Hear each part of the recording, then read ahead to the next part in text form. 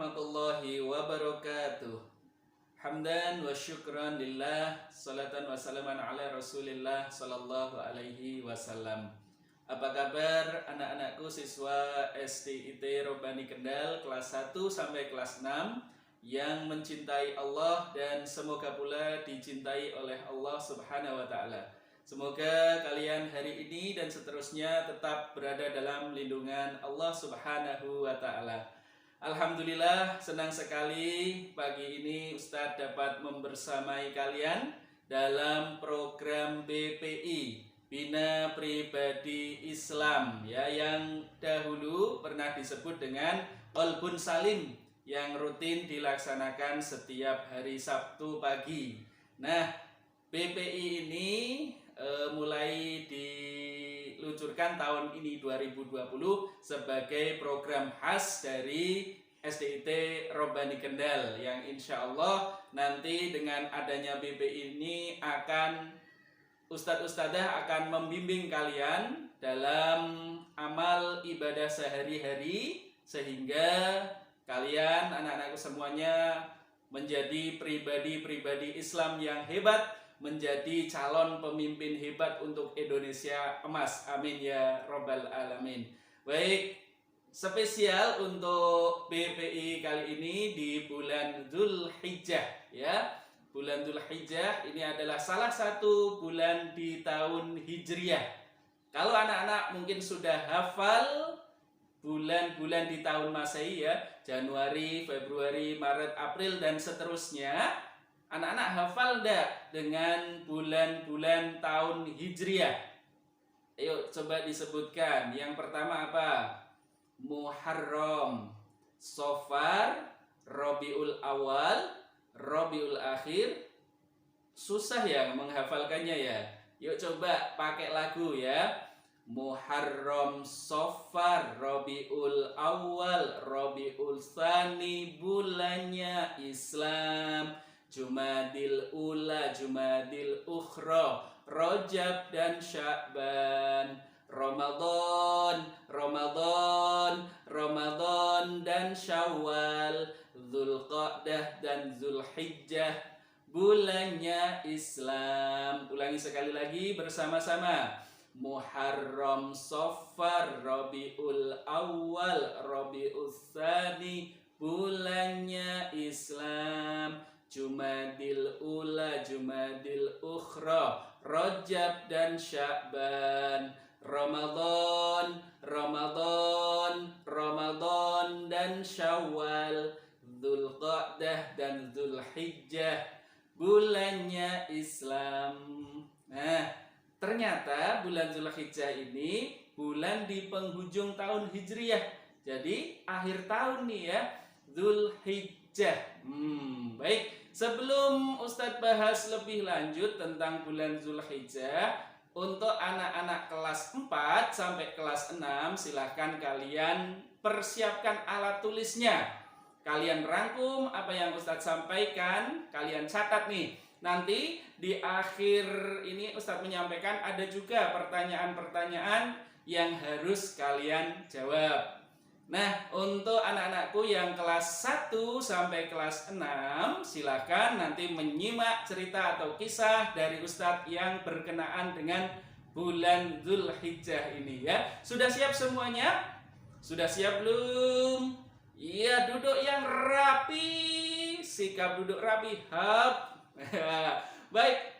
Biar tambah semangat ya. Oke, kita gerak-gerakkan badan dulu ya. Semuanya oke, ikuti gerakan Ustadz. Yuk, 2 tangan ke atas ya. Angkat tangan. Sekarang di pinggang.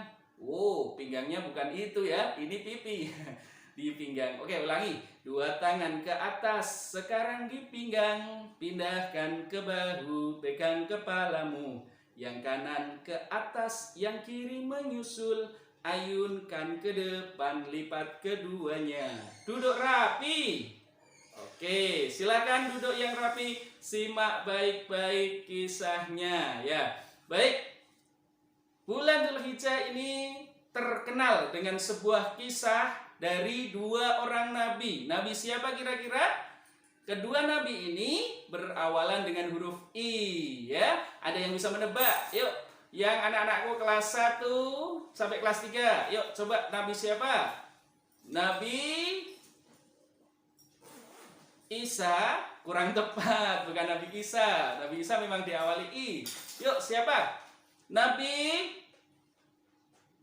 Ibrahim. Nah, ini yang kelas 4 sampai kelas 6 sudah hafal ya. Nabi Ibrahim dan juga putranya Nabi Ismail alaihi wassalam ya. Baik, cerita kisahnya barangkali sudah sering kalian dengar, tapi kembali Ustadz ulas. Untuk apa? Kita gali pelajaran dari kedua nabi tersebut. Ya, baik. Mudah-mudahan kita mendapatkan pelajaran yang bisa kita amalkan, bisa kita laksanakan untuk mendekatkan diri kepada Allah Subhanahu wa Ta'ala. Baik ya, bisa dimulai. Kalau kau suka hati sebut Allah, Allah. Ya, kalau kau suka hati sebut Allah, Allah. Hebat. Yuk, kita mulai ya. Pada waktu itu Nabi Ibrahim sudah berusia sangat lanjut, sangat tua, sangat sepuh gitu ya. Rambut beliau sudah beruban, kulitnya sudah mulai keriput, tapi beliau belum dikaruniai putra. Maka beliau pun berdoa memohon kepada Allah, Rabbi habli minas solihin. Ya Allah, anugerahkanlah kepadaku keturunan dari golongan orang-orang yang solih.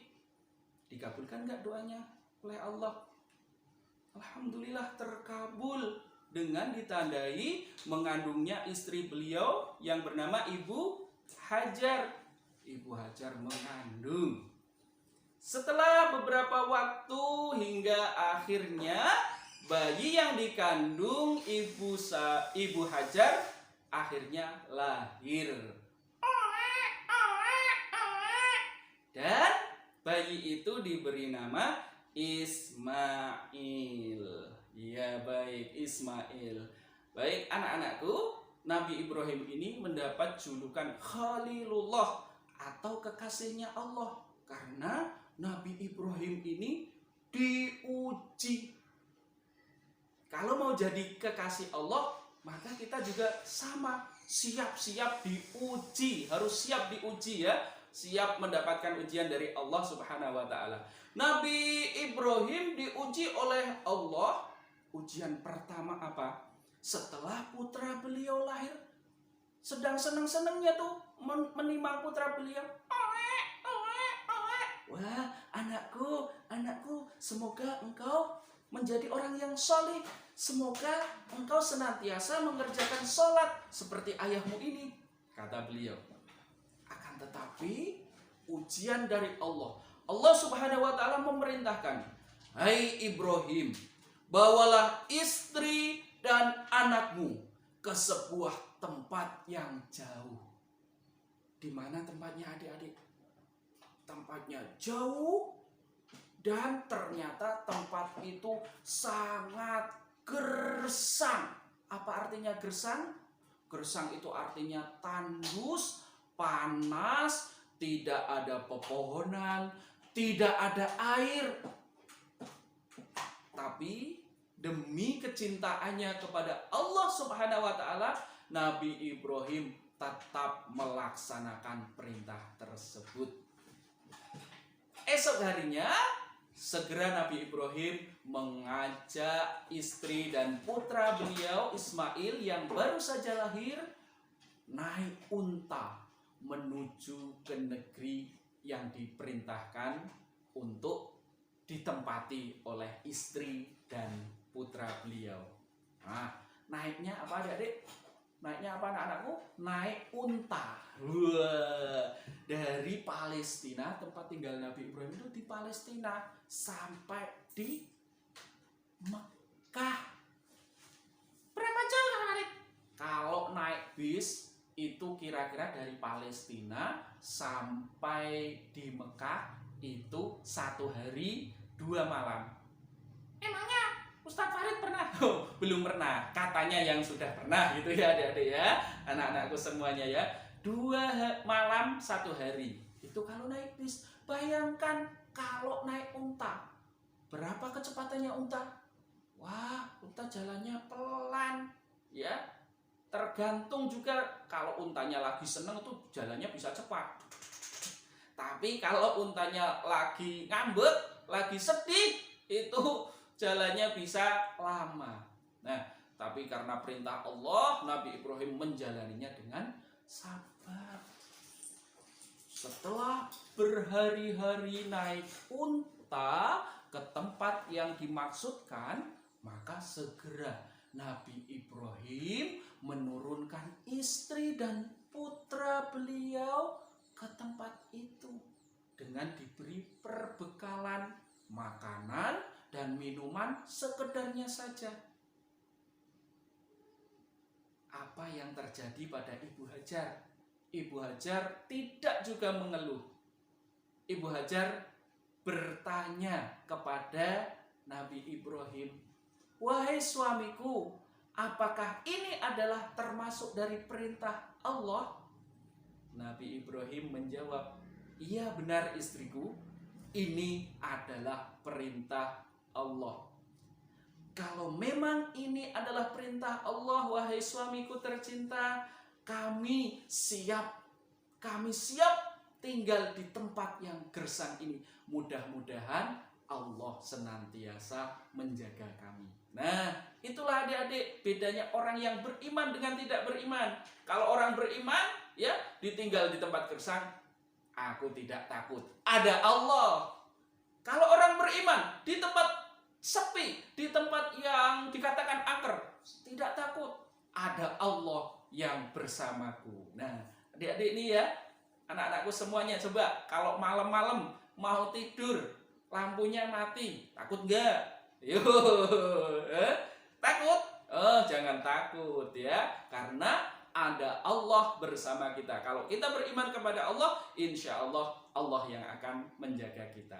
Nah, baik, Ibu Hajar dan Ismail yang masih bayi dengan perbekalan yang ala kadarnya tidak cukup untuk hidup berhari-hari. Dan pada saat itu akhirnya air bekalnya Ibu Hajar habis adik-adik. Apalagi Nabi Ismail yang masih bayi waktu itu menangis, meronta-ronta, minta air. Minta air, minta minum. Ibu Hajar kebingungan adik-adik. Ibu Hajar tetap berusaha. Walaupun Allah memberi pertolongan, tetapi Ibu Hajar masih tetap berusaha. Beliau mencari di mana barangkali di dekat situ ada sumber air. Beliau melihat ada sebuah bukit yang disebut Bukit Sofa. Barangkali di sana ada air. Aku akan coba berlari ke sana.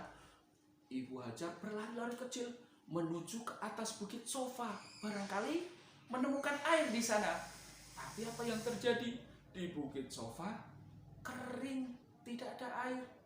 Beliau melihat ada bukit di sebelahnya lagi, namanya Bukit Marwah.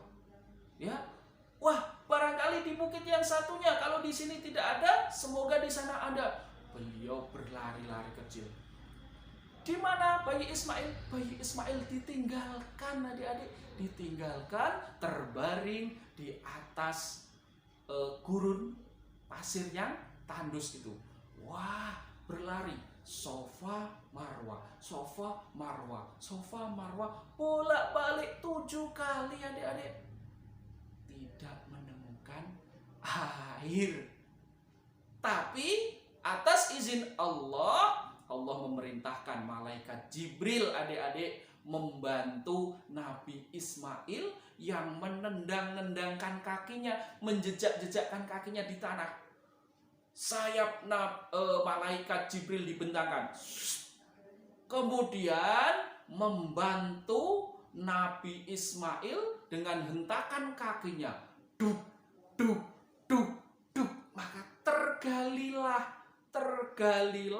tanah itu, muncul sumber air yang deras. Deras sekali sampai menyembur-nyembur adik-adik. Ibu Hajar melihat, Wah, ada air. Beliau segera berlari menghampiri sumber air itu. Nah, segera beliau ambil batu-batu besar untuk membendung agar air tidak mengalir kemana-mana. Beliau sambil mengatakan, Zam. Ambil batu lagi, beliau katakan, Zam. Ambil batu lagi, Zam, Zam, Zam, Zam, Zam, Zam. Nah, pada akhirnya batu-batu tersebut dapat membendung laju air, sumber air itu agar tidak melebar kemana-mana. Zam, zam, zam. Apa artinya zam? Zam itu artinya berkumpullah, berkumpullah, berkumpullah. Jangan melebar kemana-mana, ya. Nah, akhirnya sumber mata air itu sampai sekarang disebut sumur Zam-Zam. Nah, dengan air tersebut akhirnya dapat mengobati rasa haus Nabi Ismail. Hebatnya air Zam-Zam, selain mengobati rasa haus, ternyata juga bisa mengobati lapar. Ya, luar biasa air Zam-Zam ya. Adik-adik pernah?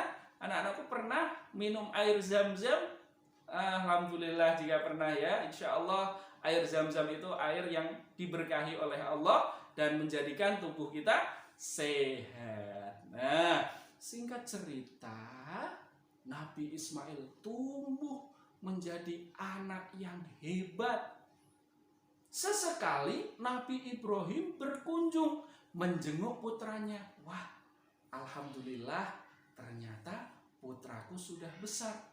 Dan daerah yang tandus tadi karena sudah ada sumber air menjadi perkampungan, orang-orang berdatangan adik-adik ya dari Bani Jurhum. Ya, mereka dari kaum Bani Jurhum datang bertempat tinggal di situ. Akhirnya ramai. Tadinya tempatnya tandus, tidak ada tanaman, akhirnya banyak tanaman yang tadinya gersang menjadi rindang. Alhamdulillah. Kalau kau suka hati sebut Allah, Allah. Kalau kau suka hati sebut Allah, Allah. Hebat. Baik ya. Nih, kemudian Nabi Ibrahim itu adik-adik diperintahkan oleh Allah membangun Ka'bah kembali. Kok membangun Ka'bah kembali, Ustaz? Iya, karena sebelumnya Ka'bah itu pernah dibangun oleh Nabi Adam. Nabi Adam pernah membangun Ka'bah, Ka'bah itu hancur. Kenapa, Harid? Ka'bah hancur pada saat terjadi banjir besar. Kapan itu? Terjadi banjir besar yaitu ketika zamannya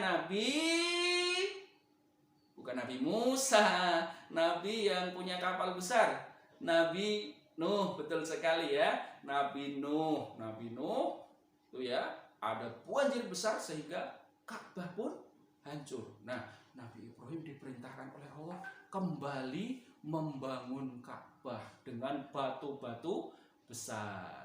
Ya. Segera Nabi Ibrahim melaksanakan perintah Allah membangun kembali Ka'bah. Wah, dengan batu-batu besar adik-adik. Nah, ya. Oke, batu besar diangkat, ditata. Diangkat, ditata.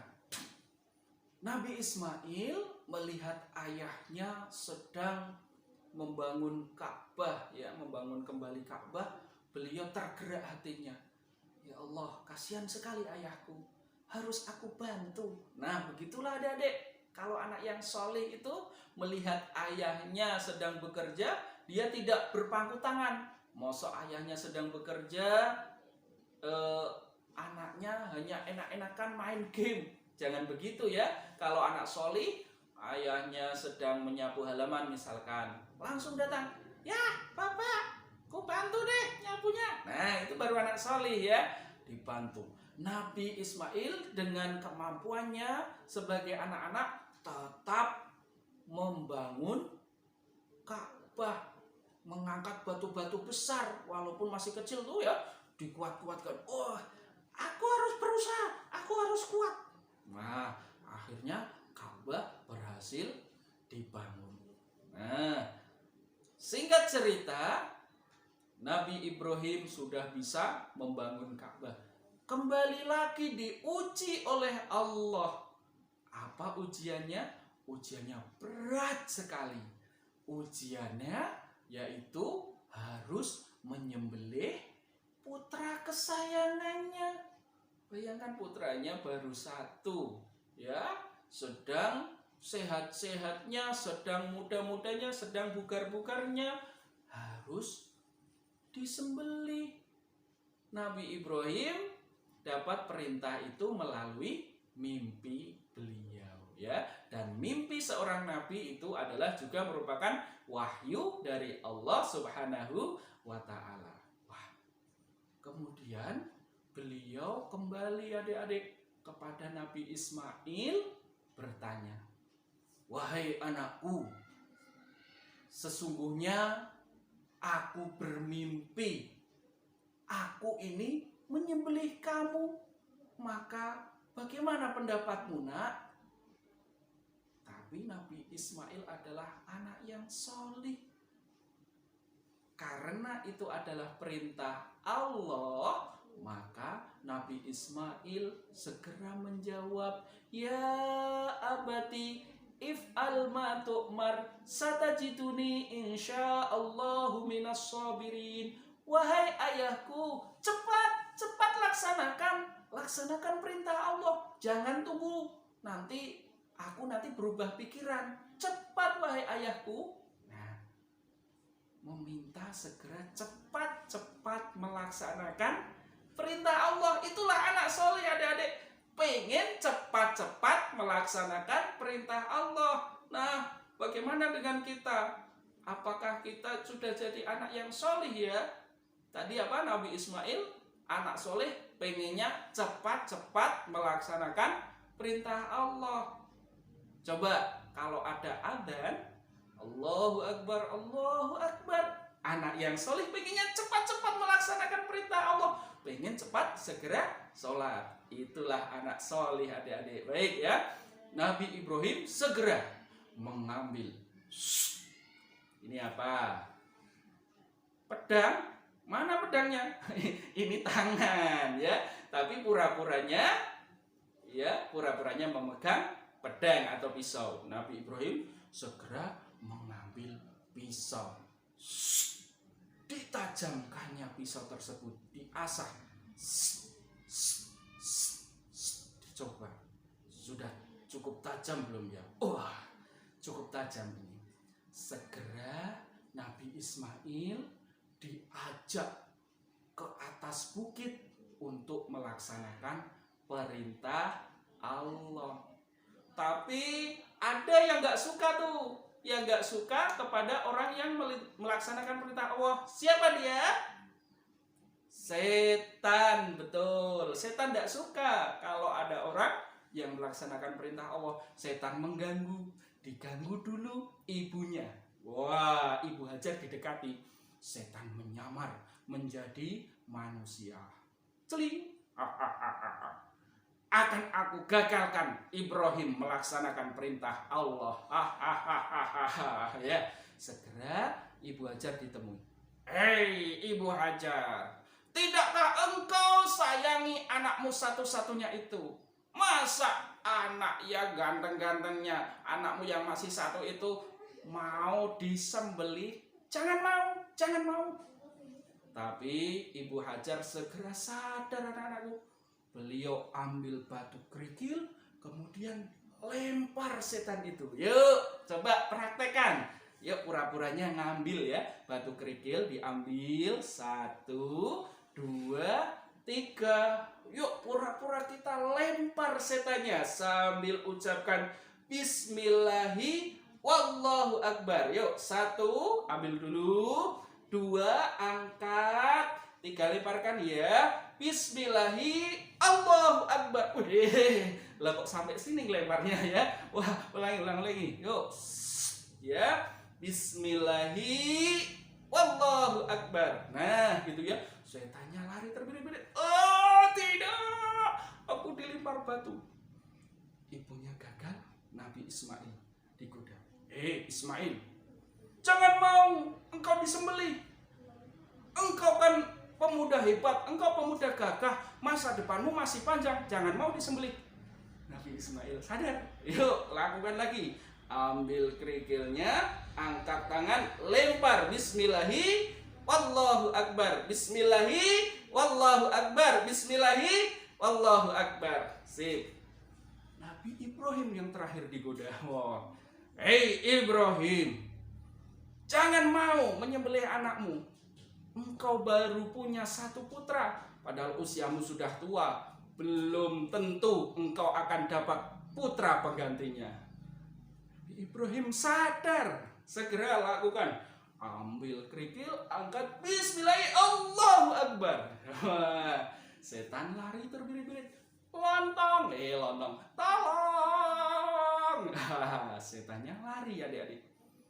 Dan Nabi Ibrahim bersiap membaringkan putra beliau, diikat Nabi Ismail.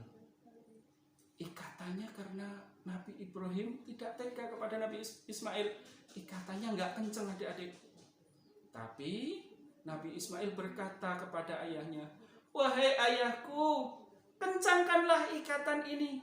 Aku takut kalau ikatanku tidak kencang, nanti aku meronta-ronta sehingga engkau tidak tega, engkau tidak jadi menyembelihku. Dikencangkan ikatannya.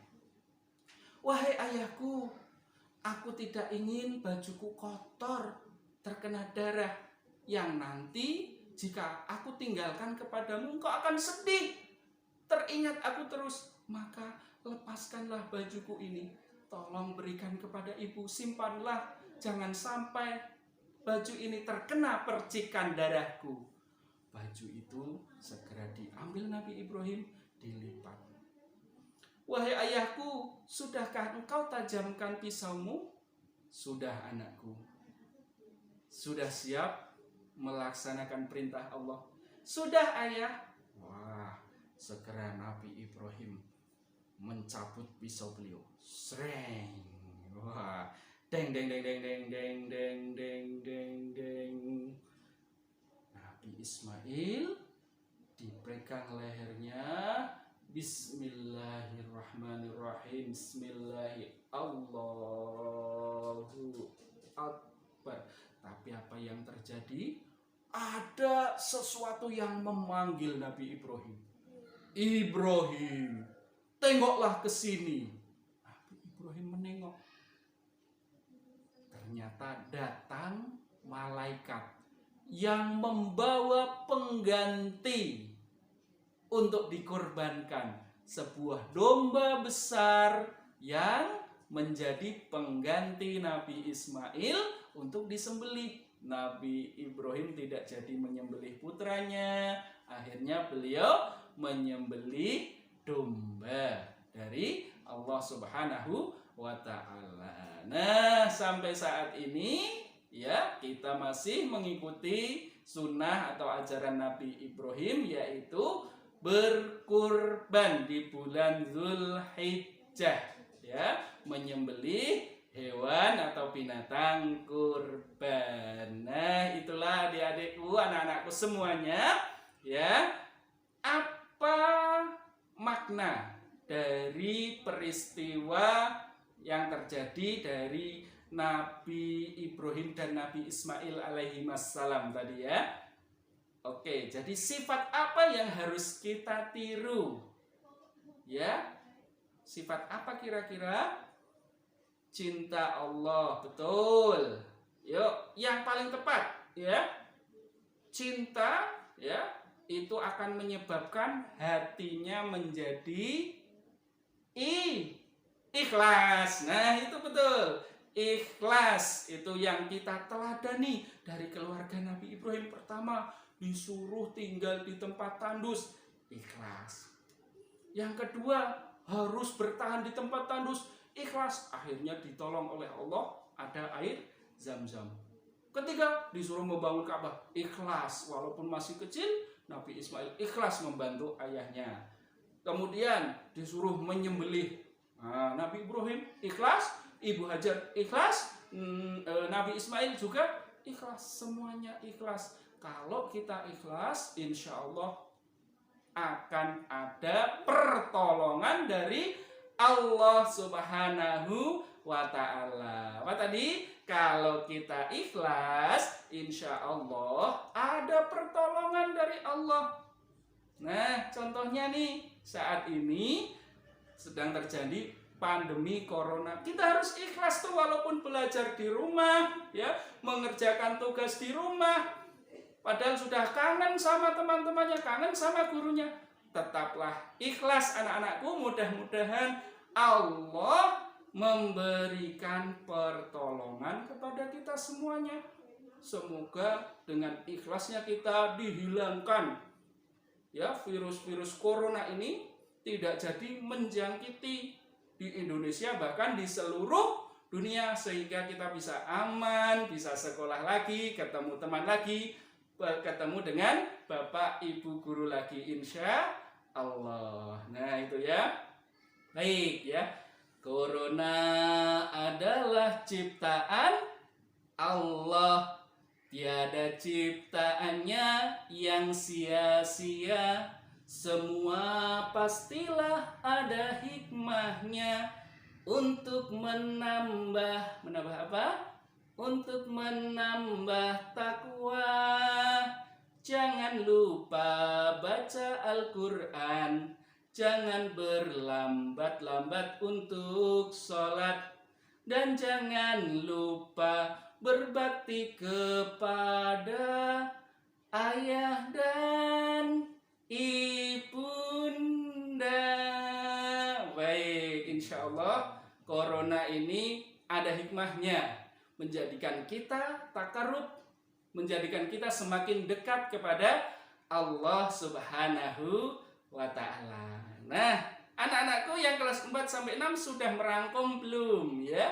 Nanti bisa diulangi lagi videonya, ini diputar lagi dari awal sampai akhir dirangkum.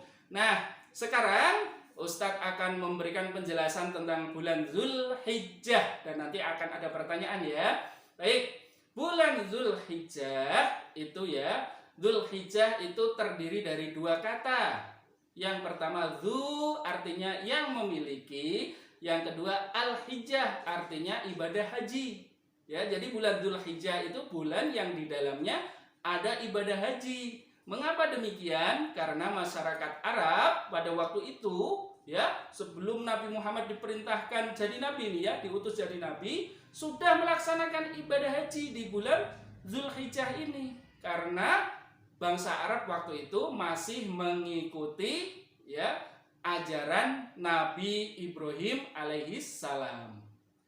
Tapi ada beberapa penyimpangan ya, tawaf, ada yang naudzubillah ya, tawaf di situ ada berhala-berhala di dekat Ka'bah ya, tawafnya sambil ada yang buka baju, ada ya Allah ya, itu menyalahi syariat ya, sambil telanjang, mohon maaf ya, itu ya di bulan Zulhijjah. Walaupun ada ibadah haji tapi syariatnya belum pas ya, walaupun mengikuti ajaran Nabi Ibrahim ya, tapi syariatnya dipelecehkan karena waktu itu masa-masa jahiliyah. Zulhijjah, apa tadi? Dzu artinya yang memiliki, Al-Hijjah artinya ibadah haji. Nah, di bulan Zulhijjah ada peristiwa tadi ya, satu yaitu kurban ya. Tapi sebelum itu kurban adanya di tanggal 10 Zulhijjah.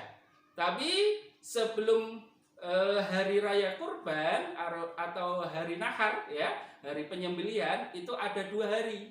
Hari ini nih tanggal 8 Zulhijjah namanya hari Tarwiyah. Hari Tarwiyah itu dari kata ar-rawiyah artinya merenung. Karena pada waktu itu Nabi Ibrahim merenungi mimpi-mimpi beliau. Aku kok mimpi menyembelih putraku ya. Kira-kira apakah ini benar dari Allah? Tapi beliau yakin itu perintah Allah. 8 Zulhijjah hari ini hari Tarwiyah. Besok 9 Zulhijjah itu hari Arafah. Ya, besok adik-adik, anak-anakku semuanya, kita puasa yuk. Puasa sunnah Arafah. Kenapa harus puasa, Ustaz? Kenapa harus puasa Arafah? Arafah itu puasanya hukumnya sunnah muakkadah, artinya sunnah yang dianjurkan untuk melaksanakannya. Pahalanya apa, Ustaz? Wah, pahalanya apa? Pahalanya besar, adik-adik.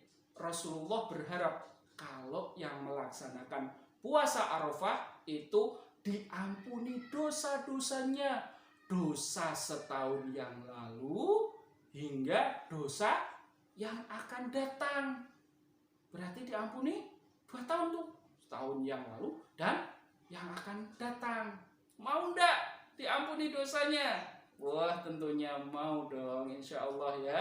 Besok ya, yang anak-anak yang belum kuat puasa penuh ndak apa-apa deh, puasa setengah hari dulu atau puasa sambung ya. Dan yang anak-anak yang sudah balik, yuk bersama-sama ya. Apa tadi? Kita harus ikhlas melaksanakan perintah Allah ya. Laksanakan puasa sunnah Arafah.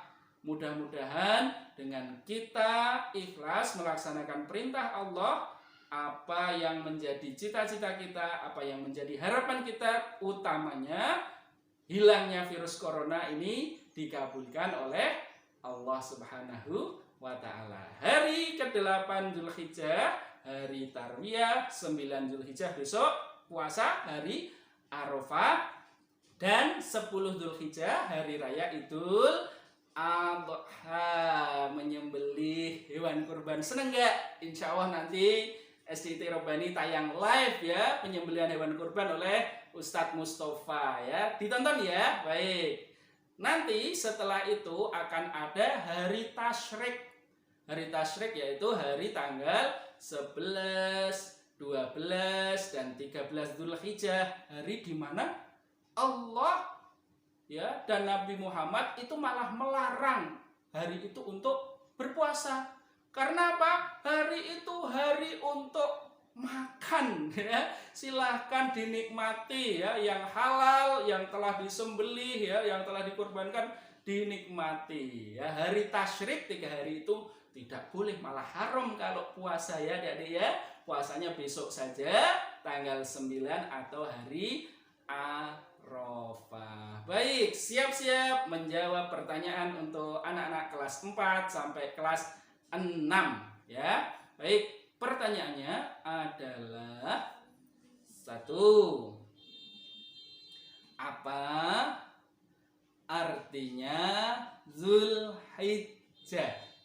Nomor 1 ya, apa artinya Dzulhijjah? Oke, baik. Pertanyaan kedua ya, sifat apa yang bisa kita teladani dari Nabi Ibrahim, Nabi Ismail, dan Ibu Hajar? Sifat apa itu ya? Oke. Yang ketiga, hari tanggal 9 Dzulhijjah disebut hari apa?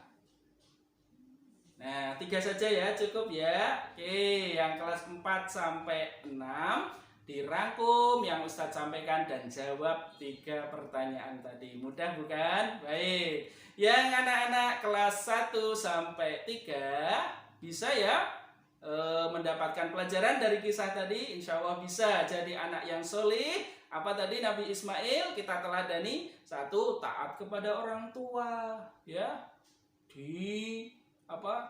Tidak diperintahkan oleh orang tuanya, tapi segera membantu ketika orang tuanya sedang kesulitan, sedang kecapean, dibantu ya. Perlu ditiru juga ya anak-anak ya. Oke, taat kepada Allah, ikhlas ya. Malah diperintahkan untuk disembelih, pengennya segera. Ayo ayah, segera sembelih aku. If'al ma tu'mar, segera. Jangan tunggu, jangan tunda-tunda. Nah, itu ya. Baik. Oke, insyaallah BPI atau Bina Pribadi Islam untuk spesial hari raya Idul Adha atau di bulan Dzulhijjah ini Ustadz cukupkan. Mudah-mudahan kita bisa mendapatkan spirit Dzulhijjah, yaitu spirit ikhlas, karena Allah. Amin amin ya rabbal alamin. Sampai jumpa di video BPI berikutnya ya. Dan mudah-mudahan kita tetap dijaga oleh Allah Subhanahu wa taala dari segala bala dan mara bahaya. Amin amin ya rabbal alamin. Yuk sekali lagi, siapa yang suka hati ucap Allah ya, duduk yang rapi. Kita doakan kedua orang tua kita doakan untuk kebaikan seluruh umat manusia, mudah-mudahan senantiasa dijaga oleh Allah. Yuk bersama-sama doa untuk kedua orang tua. Bismillahirrahmanirrahim. Rabbighfirli wali walidayya warhamhuma kama rabbayani shaghira. Rabbana atina fid dunya hasanah wa fil akhirati hasanah wa qina adzabannar. Walhamdulillahi rabbil alamin. Terima kasih Kak Fari. Oh, sama-sama. Wah, ada yang jawab ya. Baik, sampai jumpa lagi. Assalamualaikum warahmatullahi wabarakatuh.